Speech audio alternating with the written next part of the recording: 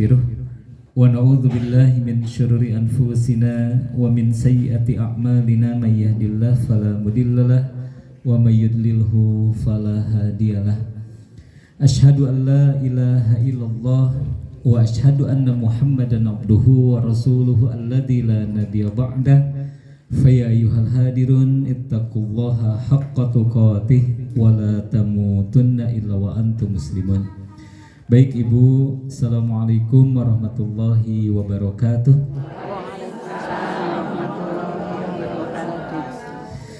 Ibu, alhamdulillah, mari kita mulai agenda kajian hari ini dengan terlebih dahulu menghadirkan kelembutan hati kita, mengizinkan hati kita untuk mampu memaknai bahwa ketika Allah Subhanahu wa Ta'ala mengumpulkan kita di majelis ilmu seperti kita hari ini, maka saat itu Allah sedang memberikan karunia-Nya yang begitu besar. Karunia yang dalam hadis disebutkan tidaklah seseorang menempuh jalan menuntut ilmu melainkan Allah akan permudah jalannya menuju surga. Baik surga di akhirat nanti ataupun surga di dunia berupa ketenangan hati. Jadi ilmu ini bisa mendatangkan ketenangan. Di riwayat yang lain disebutkan tidaklah Allah menghendaki kebaikan kepada seseorang melainkan Allah akan fahamkan ia tentang ilmu agamanya. Dan tentu saja Ibu hadir di tempat ini untuk belajar ilmu agama. Nah, mudah-mudahan belajarnya ilmu agama yang sedang kita lakukan adalah sebuah tanda bahwa Allah menghendaki kebaikan kepada kita. Baik itu kan ada dua, Bu ya. Ada baik lahir, ada baik batin. Nanti suatu waktu kita akan coba bahas ya, meraih kecukupan lahir dan batin. Kemudian yang ketiga, ini jaminan lainnya yang begitu luar biasa. Dalam hadis riwayat Muslim disebutkan, tidaklah suatu kaum berkumpul di salah satu rumah Allah seperti kita hari ini. Puntennya ngeblengeh cerita emot kanu di luar, Bu. Tidaklah suatu kaum berkumpul di salah satu rumah Allah. Iya mah Bu, abdi sieun anu di luar untuk kalebet hadis ieu gitu. Ente ya mah punten Ibu sanes ieu, Ibu mangga we teh sawios. Ngemutan Bu, bilih hiji waktos Ibu kenging kabagjaan. Ibu dapat kebahagiaan bisa datang ya ke Madinah, bisa datang ke Mekah. Maka pastikan kaki Ibu melangkah memasuki pintu, karena yang dirahmati dan ibadah yang 1000 kali lebih baik daripada tanah air di Madinah itu adalah yang masuk ke dalam masjid. Ibu punten pisannya ya mah abi mah bilih gitu, emang sok bilih gitu, tapi telanggung Ibu. Ya. Tidaklah suatu kaum berkumpul di salah satu rumah Allah ya, kemudian mereka membacakan kitabullah. Makanya tadi Aisan mengajak Ibu membaca. Luruskan Bu ya, di pengajian yang lain biasanya ayat Al-Quran itu dibacakan oleh qori dan Ibu mendengarkan. Jaminannya itu fa idza qara'al qur'ana fastami'u lahu wa ansitu la'allakum turhamun. Jadi orang yang mendengarkan Al-Quran itu dirahmati. Apabila Al-Quran dibacakan maka diamlah dan dengarlah, maka engkau akan dirahmati.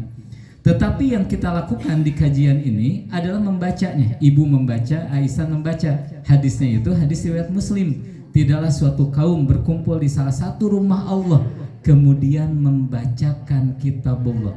Yang bacanya itu qori atau kaum itu? Kaum itu. Ya, membacakan kitabullah lalu mempelajarinya, belajar. Melainkan Allah akan turunkan 4 hal yang sangat baik. Yang pertama, rahmat Allah tetap diturunkan. Kalau yang tadi mendengarkan dapat rahmat saja, kalau yang ini dapat 4 perkara. Yang pertama, rahmat Allah menyelimuti. Yang ketiga, ya, sakinah. Gitu. Yang keempat, yang kedua sakinah. Yang ketiga, para malaikat mengelilingi. Dan yang keempat, Allah akan memuliakan nama kita satu persatu di hadapan makhluk yang ada di dekatnya. Nah, berdasarkan hadis tersebut, maka saya dan Aisyah sepakat ketika ada pengajian, Ibu itu diajak membaca Al-Quran. Bukan membaca bareng-bareng dan masing-masing. Ibu baca, Aisyah baca. Kan begitu Bu ya. Kalau bareng-bareng mah Aisyah sekali, kemudian Ibu breng 2 kali begitu ya. Ibu breng, nah itu bareng-bareng. Karena sebagian ulama ada yang mempertanyakan, apakah Rasulullah mencontohkan baca Al-Quran bareng-bareng? Ya tidak, begitu ya. Lalu kita mah sama-sama membaca. Kalau nanti ada ajakan istighfar, bukan zikir bareng, bukan. Tapi masing-masing berzikir di waktu yang kayak gini nih. Ibu beres sholat, ibu tasbih nggak? Subhanallah, subhanallah. Yang di pinggir tasbih nggak? Apakah itu disebut zikir bareng? Tidak. Tapi masing-masing tasbih, maksudnya begitu, Bu ya. Untuk lebih hati-hati ke kaul ulama yang mempertanyakan bahwa Rasulullah itu tidak pernah mencontohkan baca Quran bareng-bareng, begitu, kemudian zikir bareng-bareng. Bisa ada di antara ibu yang berkeyakinan begitu. Insya Allah yang tadi dilakukan Aisan itu tidak melanggar kaidah itu. Aisan baca, ibu oke baca, kan begitu. Jadi masing-masing baca. Dalilnya yang tadi, tidaklah suatu kaum berkumpul di salah satu rumah Allah kemudian membacakan kitabullah dan mempelajarinya, melainkan Allah akan menurunkan sakinah, rahmat menyelimuti mereka, para malaikat mengelilingi mereka, dan Allah memuliakan mereka dengan menyebutkan nama mereka satu persatu di hadapan makhluk yang ada di dekatnya. Ini yang membedakan nanti ibu yang mengaji lewat media sosial dengan yang datang ke tempat itu, yang keempat yang membedakan.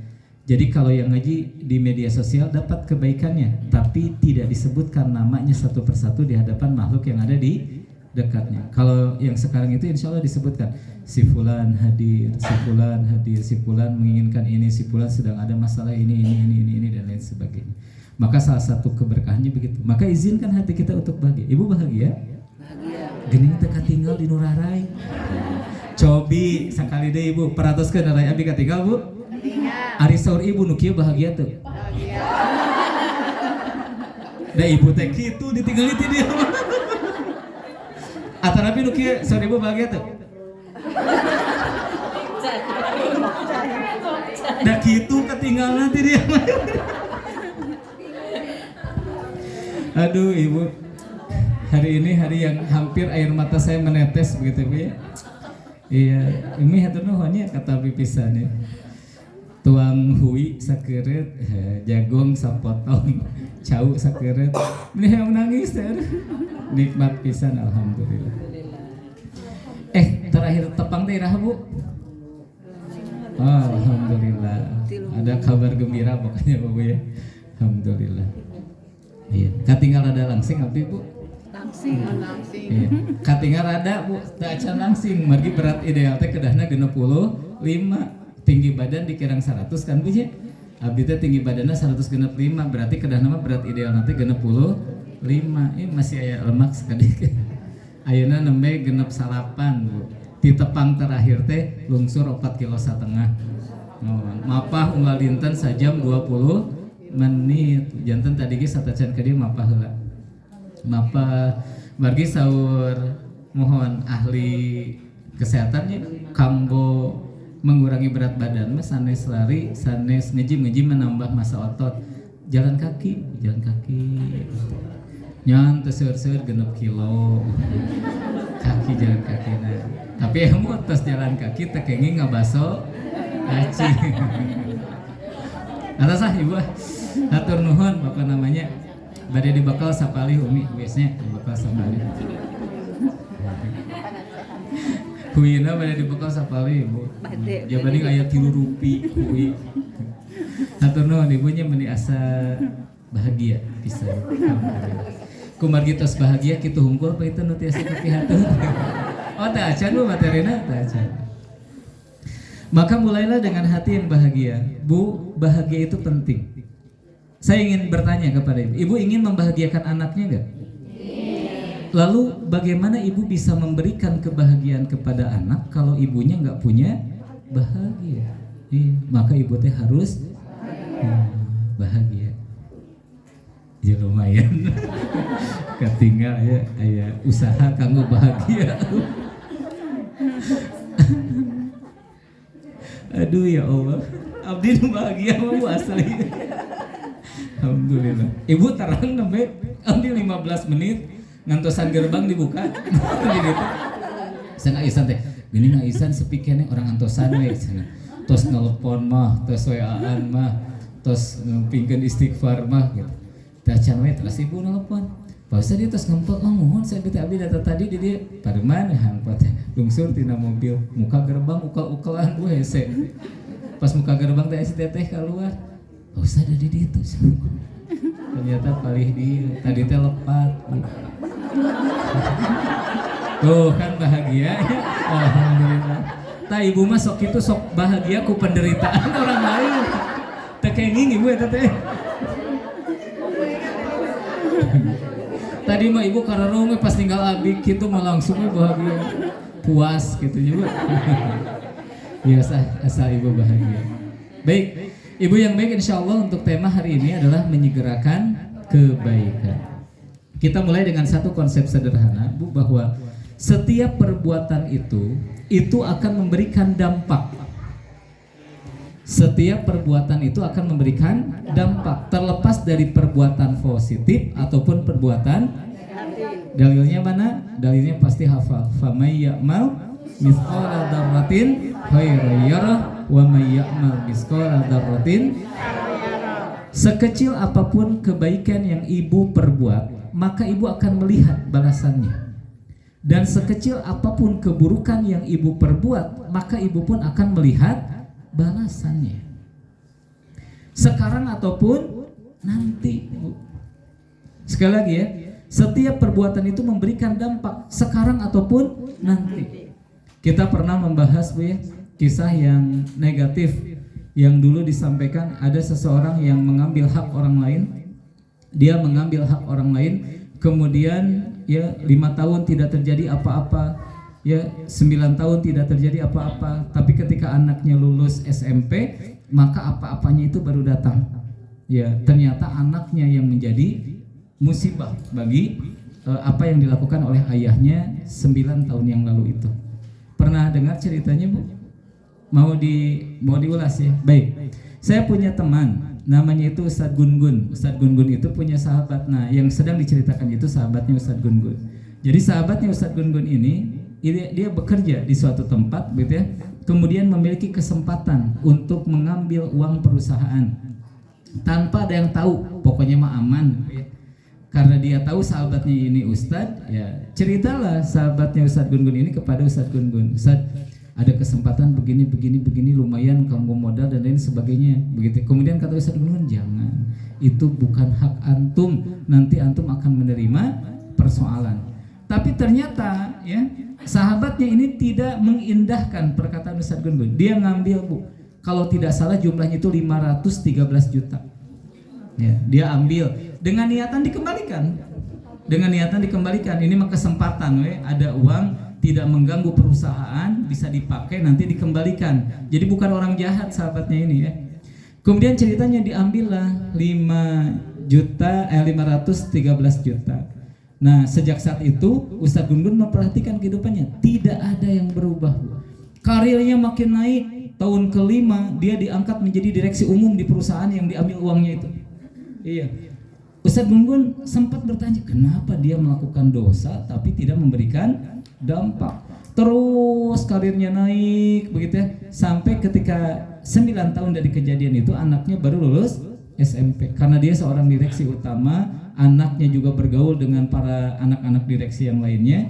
Kemudian setelah lulus SMP tidak di sekolah di tanah air, tapi disekolahkan ke Australia. Nah, di Australia ia mulai terkena obat-obatan terlarang. Ya, 6 bulan habis tuh banyak harta.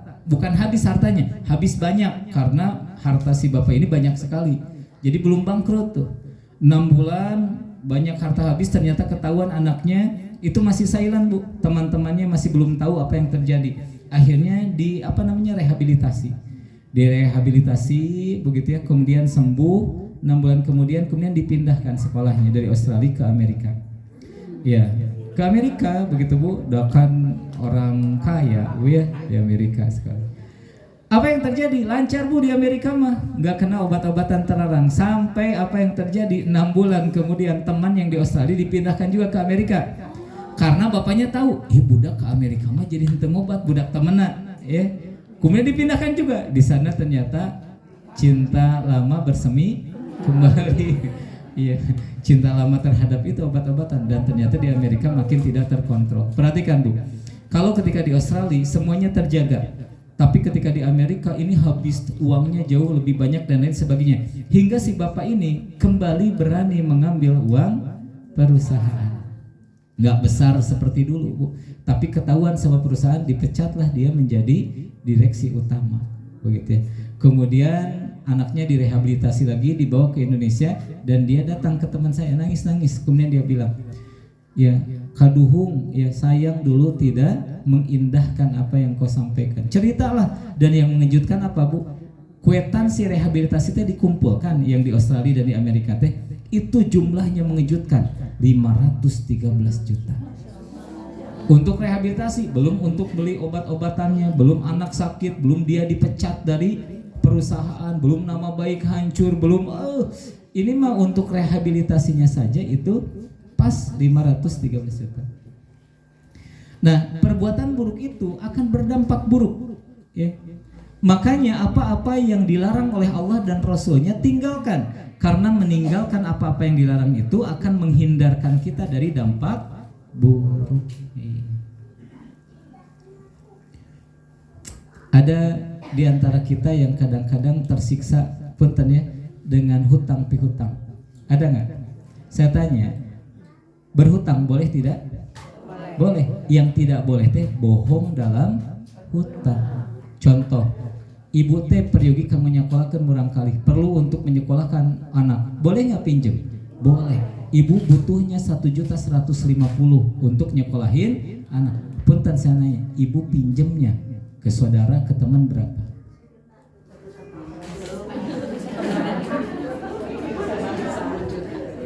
Paham Bu ya? Perhatikan nih, hutang piutang yang akan menjadi musibah itu bukan hutang piutangnya, tapi hutang piutang yang di dalamnya ada kebohongan. Belum bohong janji. Ya, janji bayar tanggal sekian kemudian tidak bayar, itu bohong yang kedua. Maka perhatikan, ada dampak dari kebohongan yang terjadi. Banyak orang yang pada akhirnya terlilit begitu ya, masalah hutang piutang, bukan karena hutang piutang tidak boleh. Dan Rasulullah juga pernah berhutang, tapi ada kebohongan di dalamnya, ada keharaman di dalamnya. Apalagi yang hutang piutangnya ke perbankan. Ini kalau ngebahas hutang piutang udah suka rame Bu, suka resah. Ya, baik, itu yang pertama. Yang kedua, perbuatan baik itu juga memberikan dampak baik. Saya ingin menceritakan kisah yang mungkin pernah saya ceritakan kepada ibu, kisah tentang seorang tukang beca begitu ya, yang sakit, yang istrinya saat itu membelanya. Istrinya bekerja serabutan, tukang beca itu sedih melihat istrinya bekerja keras, kemudian dia di dalam hati, kalau saya sehat, maka saya akan memberikan hadiah ke istri. Dan sebulan kemudian, ya suaminya ini sehat. Kemudian minta izin ke istrinya untuk kembali naik beca. Biasanya naik beca itu dari pagi sampai duhur Bu. Tapi setelah bangun sakit, dia nambah waktu dari ba'da duhur sampai asar. Istrinya melarang, jangan atuh bahkan bapaknya baru sembuh bisi sakit. Kata suaminya, aku melakukan ini demi kamu. Loh, demi aku? Sesungguhnya ketika aku sakit dan melihat kamu begitu baik kepada aku berjanji ingin menghajikanmu. Makanya aku narik lagi tuh dari duhur sampai asar, mudah-mudahan cukup buat berhaji. Istrinya teh sedih Bu. Jangankan untuk menghajikan istrinya, untuk sehari-hari saja kan kurang. Tapi dia istri yang baik, gitu ya. Dia besarkan hati suaminya, dia peluk suaminya kemudian bilang, makasih ya, semoga niat baikmu Allah mudahkan, kata istrinya. Amin, kata suami.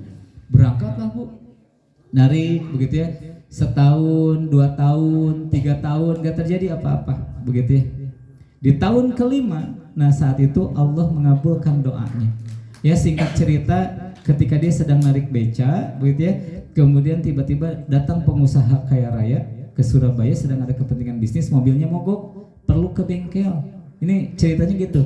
Kemudian Allah takdirkan tukang beca ini yang lewat, dicegatlah beca, Pak jajab ke bengkel mangga. Nah dari situlah pada akhirnya si suami dan istri ini bisa berangkat ibadah haji. Jadi dari dua cerita tadi Bu menggambarkan bahwa setiap kebaikan kita akan melihat balasannya sekarang atau nanti. Setiap keburukan pun akan melihat balasannya sekarang atau nanti. Sampai di sini mudah-mudahan Ibu pegang dulu ya, bahwa setiap perbuatan baik dan buruk itu akan memberikan dampak. Dalilnya yang tadi, sekecil apapun kebaikan kita akan melihat dampaknya, sekecil apapun keburukan kita akan melihat dampaknya. Dampak dari perbuatan baik adalah kebaikan.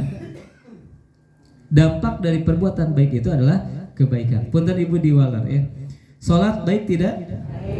Maka dampak dari sholat itu adalah kebaikan.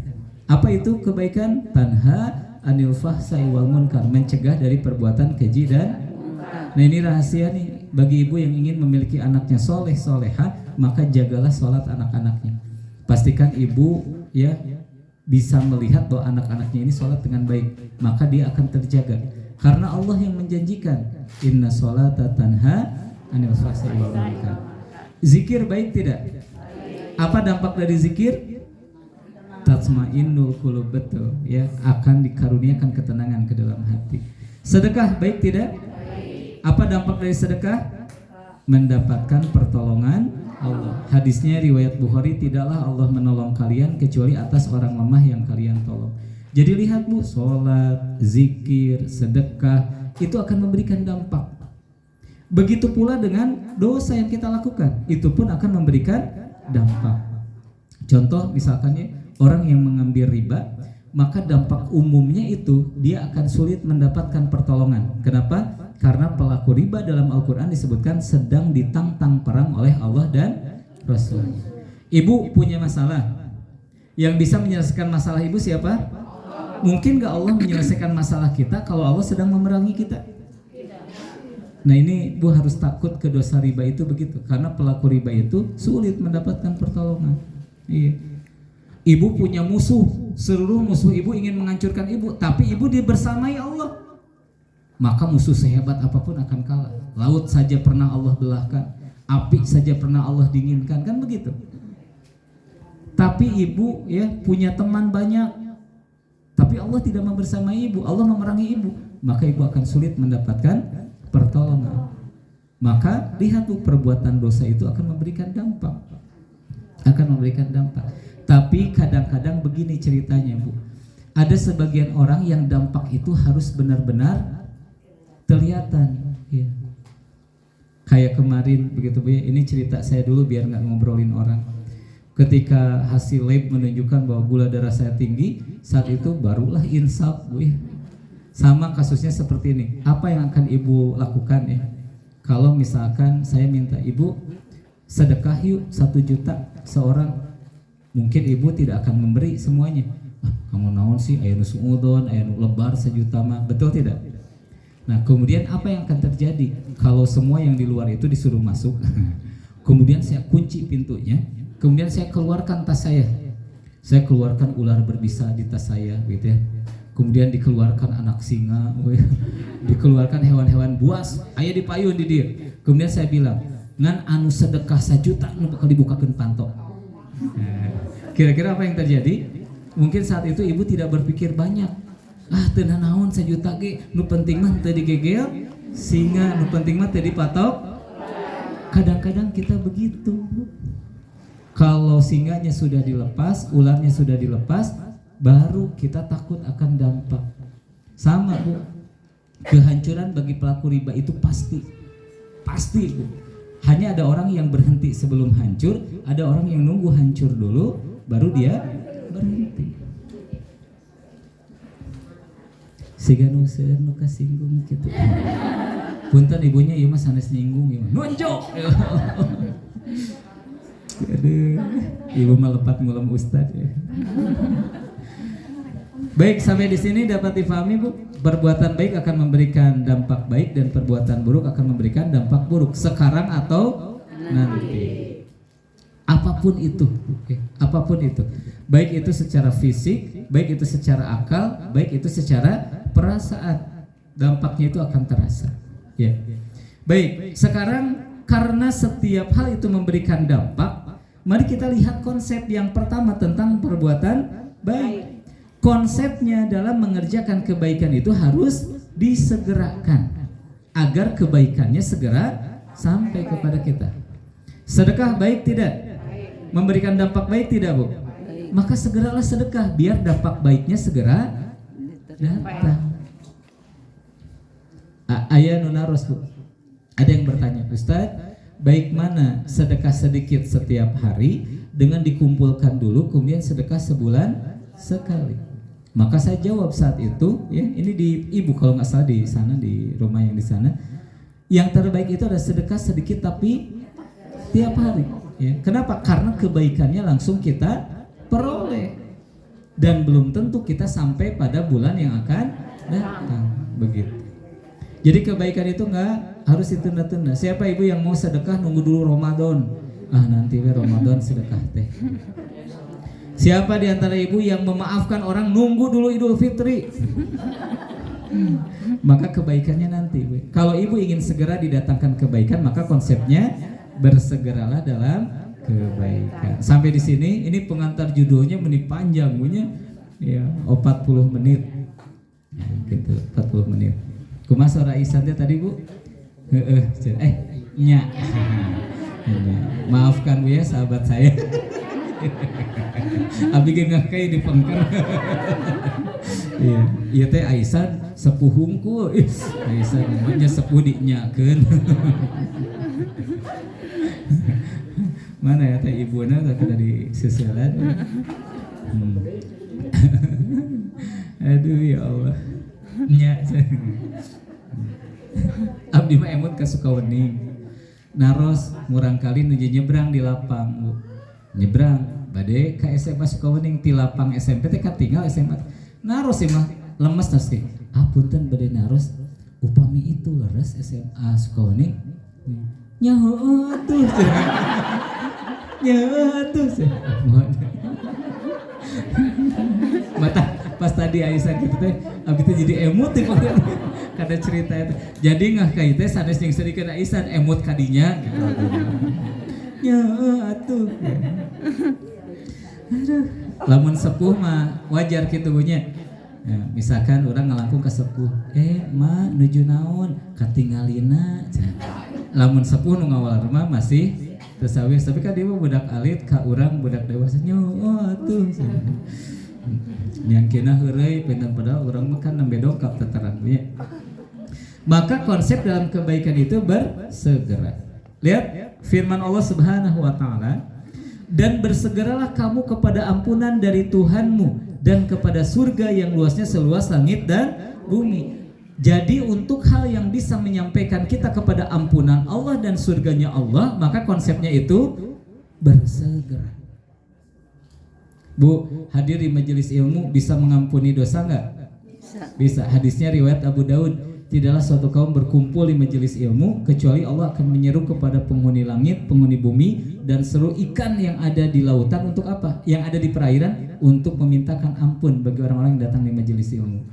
Maka datangnya saja itu bisa menjadi pengampunan dosa. Maka bersegeralah begitu. Bersegeralah datang ke majelis ilmu. Maka para sahabat Rasul itu dikisahkan kalau ada undangan pengajian bersama Rasul, mereka tinggalkan yang dagang berhenti dulu, yang kerja berhenti dulu. Kenapa? Karena ada sesuatu yang bisa mendatangkan banyak kebaikan. Bersegeralah. Kemudian sesuatu yang bisa mendatangkan kepada surganya Allah, maka bersegeralah. Kalaulah sedekah kebaikan bisa membuat kita masuk surga, bersegeralah sedekah. Kalaulah infak adalah kebaikan, bersegeralah untuk infak. Kalaulah memaafkan mendatangkan kebaikan, maka bersegeralah untuk memaafkan. Sabar, Bu, bisa mengantarkan ke surga enggak? Bisa. Dalilnya ya, tidaklah seseorang diuji dengan kedua belah matanya, kemudian ia bersabar terhadap ujian itu, maka Allah akan ganti kesabarannya dengan surga. Maka sabar itu bisa mengantarkan ke surga. Maka bersegeralah untuk sabar. Sabar, Bu ya. Tenang. Sabar. Ya? Sabar hadiah kieu Ibu.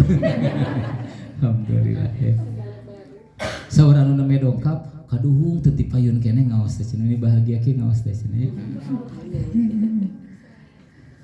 Lihat dalil yang kedua ya, berlomba-lombalah kamu untuk mendapatkan ampunan ya dan surga yang luasnya seluas langit dan bumi. Kalau tadi kalimatnya bersegera, bersegera itu kepada pribadi ya. Kalau berlomba-lomba itu ketika kita beramal jama'i ya.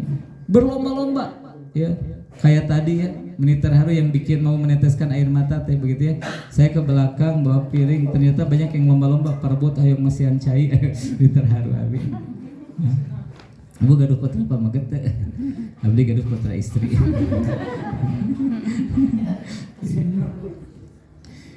Iya. Jadi berlomba-lomba untuk kebaikan, begitu ya.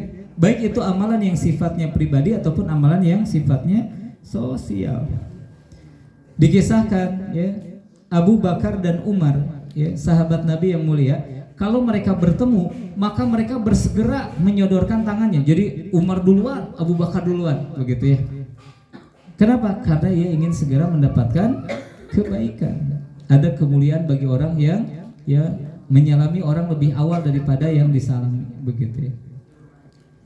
Jadi berlomba-lomba dalam kebaikan. Ada kesempatan sedekah, segera sedekah, berlomba-lomba. Ada kesempatan amal soleh, segera amal soleh. Ada kesempatan datang ke pengajian, berlomba-lomba untuk segera datang ke pengajian. Karena itu perintah Allah, berlomba-lombalah kamu untuk mendapatkan ampunan dari Rabbmu. Maka sampai di sini perhatikan saudaraku, bersegeralah dalam kebaikan. Jangan nunggu musibah dulu baru ingin berbuat baik. Jangan nunggu sakit dulu baru pola hidup sehat. Baik, kita lihat alasan kenapa kita harus bersegera dalam kebaikan. Yang pertama dari Abu Hurairah radhiyallahu an, bahwasanya Rasulullah bersabda, bersegeralah kamu sekalian untuk melakukan amal-amal soleh, karena akan terjadi suatu bencana yang menyerupai malam yang gelap gulita, di mana seseorang pada waktu pagi ia beriman, pada waktu sore ia tidak beriman. Di mana pada waktu sore ia beriman, di pagi hari ia tidak beriman. Karena apa? Karena orang tersebut rela menukar agamanya dengan sedikit keuntungan dunia. Hati teh buah wih bolak-balik. Ada nggak di antara ibu yang dulu pernah mau ngasih seseorang, tapi seiring waktu tidak jadi ngasihnya? Padahal kalau ngasih dapat pahala, kalau tidak jadi ngasih tidak jadi dapat pahalanya. Harus bersegera, Bu. Ada kesempatan sedekah sekarang, disi besok mah ada keperluan lain sehingga kita tidak jadi bersedekah. Contoh Bu ya, ini tentang bersegera. Sekarang dunia tidak sedang baik-baik saja. Apa yang terjadi di dunia setelah pandemi kemarin? Sekarang perang Bu ya di mana-mana. Nih Ibu yang punya niat umroh, bersegeralah Bu. Mungkin bisi Arab Saudi ngabela Palestina, kemudian perang ya melawan Zionis, maka Mekah akan ditutup. Ibu Ayah Artosi mual tiasa takapayunan Ka'bah teh. Kita kan tidak pernah tahu ya. Sekarang Palestina itu sedang menunggu para pemimpin muslim untuk ikut serta membelanya. Lama kelamaan nanti Arab juga kan negara muslim, Bu. Ya, negara muslim yang nanti lama kelamaan kalau melihat saudaranya terus diperlakukan seperti itu, dia akan mengambil keputusan untuk berperang. Dan kalau Arab sedang berperang, ya maka selesai begitu. Atau jangan gitulah jauh teuing eta negara batur. Pilpres di kita kapan, Bu? Lamun ibu salah milih presiden, Bu, lamun ibu salah milih presiden, engke teh hayu biaya umroh jadi 60 juta. Dulu mah 30 tiasa angkat, engke mah 30 ge nabung nalami, kemudian lamun genep kan sudah terbukti haji jadi naik, Bu. Nanti mah umroh yang seharga haji itu. Maka kalau ada sekarang bersegera ya. Bersegera, tong ditunda-tunda, Bu. Wah, ramai. Lajeng. Ya, lajeng. Ya. Lihat fitnah yang datang ya, itu bisa berupa subhat ya, racun pemikiran atau berupa syahwat. Jadi yang membuat orang tidak jadi melakukan kebaikan itu yang pertama racun pemikiran. Contoh, saya pernah mencontohkan. Ibu lagi bahagia, lagi semangat bersedekah, mangga di depan rumah ibu lagi panen, ku ibu teh diwadahan, dilebetkeun kana keresek, ngirim ke tetangga. Ibu pergi ke tetangga, pas ibu mau ngetuk pintu, ku kaleresan, Bu. Kebetulan ibu mendengar tetangga yang mau dikirimkan mangga itu sedang ngobrolin kejelekan ibu ke suaminya. Bapak tahu nggak si ibu itu? Itu tuh yang punya mangga di depannya, dia cerita begitu ya. Kemudian ibu dengar itu. Punten Bu, kalau ibu ada di posisi itu, jadi ngetuk ngasih mangga atau balik kanan?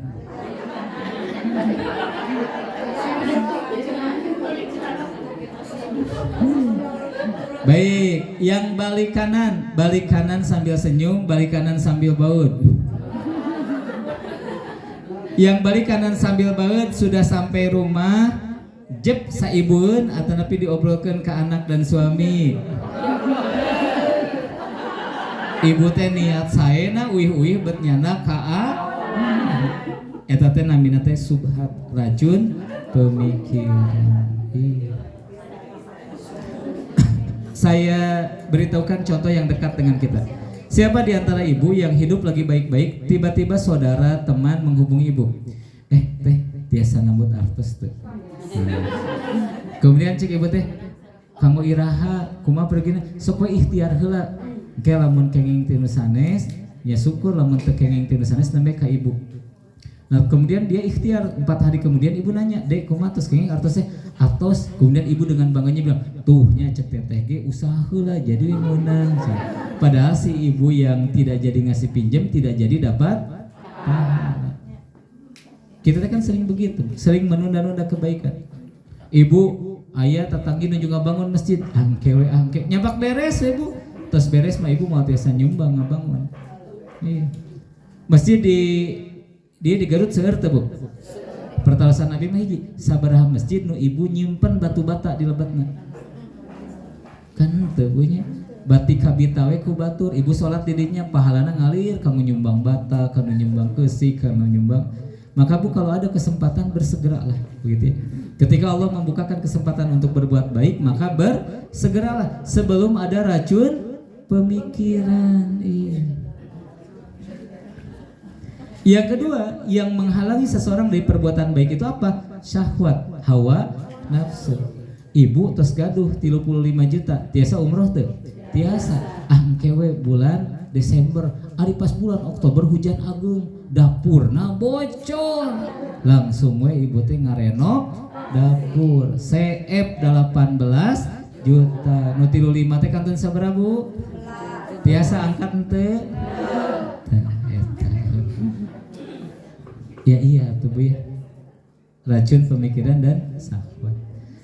Baik, yang kedua, kenapa harus bersegera dalam kebaikan? Nah, dari Abu Sirwa'ah Uqbah bin Al-Harith radhiyallahu an berkata, saya sholat asar di belakang Nabi. Jadi beliau itu sholat berjamaah di belakang Nabi, sholat asar di Madinah. Setelah salam, beliau terus cepat-cepat bangkit dan melangkahi pundak dan leher para sahabatnya ke kamar begitu. Kemudian para sahabatnya bertanya-tanya, ada hal penting apa hingga Rasulullah begitu tergesa-gesa. Pas Rasulullah kembali ke para sahabatnya, Rasulullah tersenyum dan berkata, aku tahu kebingunganmu. Aku tadi segera pergi karena ketika beres salam, kata Rasulullah, aku teringat ada beberapa keping emas yang belum aku sedekahkan. Jadi Rasulullah mencontohkan tidak ingin menunda-nunda kebaikan, begitu ya. Siapa di antara ibu ya yang ahli pengajian? Punten punya ya mah tentang ahli pengajian. Kemudian ibu memetakan, oh sabulan teh aya 30 pengajian. Berarti sedekah teh orang 2000 we. 2000 jadi sebulan teh kita sedekah 60.000. Sepertinya itu baik ya dalam manajemen, tapi tidak baik dalam mencari pahala. Enggak, Bu. Di pahala itu ada jaminan kita tidak akan pernah miskin karena bersedekah, maka bersedekah begitu. Seoptimal mungkin di hari ini karena besok belum tentu bisa sedekah, bisa terjadi rubah pemikiran, bisa terjadi syahwat atau kebutuhan. Yang ketiga, Bu ya, dari Jabir radhiyallahu an mengatakan bahwa pada perang Uhud ada seorang bertanya kepada Nabi, apakah Tuhan tahu seandainya saya terbunuh maka di manakah tempat saya? Kemudian Rasulullah menjawab, di dalam surga. Maka orang itu melemparkan biji korma yang ada di tangannya lantas maju ke medan perang. Ketika ditanya, wahai sahabat, kenapa begitu tergesa-gesa? Sahabat ini menjawab, untuk surganya Allah aku tidak ingin menunggu barang setengah kurma pun. Begitu ya. Oh ibu, kalau ada ajakan kebaikan ya, apakah kita bersegera atau kita menunda? Angkewe sok we heula begitu ya. Abi mah rupina teu acan, dan itu akan menjadi penyesalan di kemudian hari. Yang keempat, Bu, alasan kenapa harus menyegerakan kebaikan. Dari Abu Hurairah radhiyallahu an mengatakan bahwa ada seorang yang datang kepada Nabi, ia bertanya, wahai Rasulullah, sedekah apakah yang paling besar pahalanya? Rasulullah menjawab, yaitu kamu sedekah sedangkan kamu masih sehat, masih suka harta, takut miskin dan ingin kaya. Kebanyakan orang rajin bersedekah ketika ia sedang susah. Iya. Tapi sedekah yang terbaik itu bukan nunggu susah dulu, Tapi sedekah yang kata Rasulullah dilakukan dalam keadaan sedang sehat, sedekah, masih suka harta, sedekah, masih takut miskin, kemudian dia sedekah. Kalau orang yang sudah tidak takut miskin, sedekahnya itu jor-joran, Bu ya. Saya menemukan fakta di Garut ini, gitu, bukan orang lain, ini berinteraksi langsung dengan saya, gitu ya. Ada orang yang kalau punya harta itu dia amal soleh dan tidak tanggung, Bu, amal solehnya itu. Wah, luar biasa saja, begitu ya. Kalau ngasih bantuan, kalau ngasih sesuatu itu di luar logika, begitu ya. Di luar logika. Tapi begitulah orang yang ketika saya coba mengkonfirmasi, kenapa segitunya sudah Pak Ustadz naon deui cenah hidup teh gitu.